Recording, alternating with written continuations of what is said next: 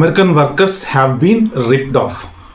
ఇది కొత్తగా మన ఫ్లోరిడాకి సంబంధించినటువంటి యుఎస్ లా మేకర్ ఒక ఆయన గ్రెగ్ స్ట్యూబ్ అనేటువంటి ఆయన H-1B బిల్ ఒకటి ఇంట్రడ్యూస్ చేశాడు హౌస్ ఆఫ్ రిప్రజెంటేటివ్స్లో. అంటే ఏంటంటే జస్ట్ ఇంట్రడ్యూస్ చేయడమే జరిగింది. దాని పేరు వచ్చేసి ఎగ్జైల్ యాక్ట్ అనమాట.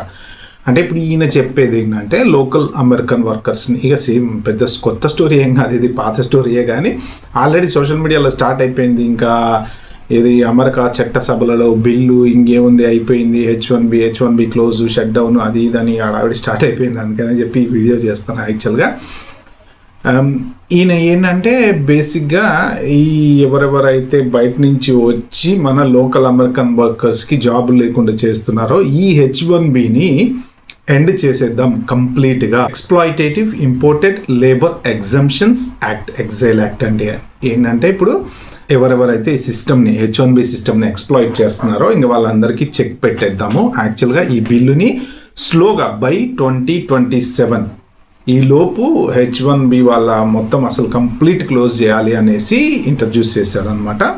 ఇప్పుడు జనరల్గా ఇలాంటి బిల్లులు ఇంతకుముందు చాలా ఇంట్రడ్యూస్ అయినాయి.